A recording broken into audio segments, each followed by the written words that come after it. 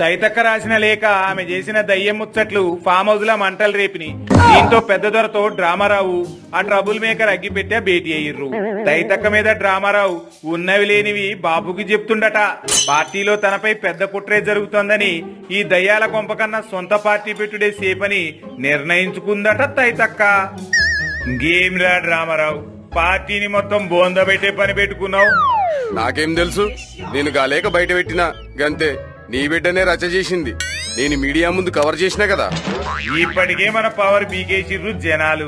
మరో పక్క కాళేశ్వరం స్కామ్ లో నోటీసులు వచ్చినాయి. ఫోన్ ట్యాపింగ్ కేసుల లోపల నెట్టేటట్టుర్రు. పార్టీ దింపుడు గల్లంపై ఉన్నది. ఇప్పుడు ఆశ కూడా లేకుండా చేస్తీ కదరా. ఏ ఊకో, ఇన్నేండ్లు మనం చెప్పిన అబద్దాలన్నీ తెలంగాణ పబ్లిక్ నమ్మిరు కదా. గట్లనే మళ్ళీ ఏదోటి చెప్పి నమ్మిద్దాం.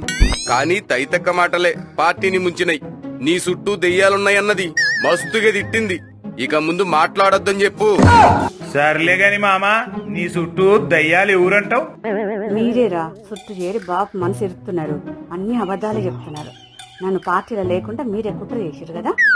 సరే, గా సంగతి గిడిచేయి. మన పార్టీలోని ఇష్యూ డైవర్ట్ చేయమని చెప్పు. సరే.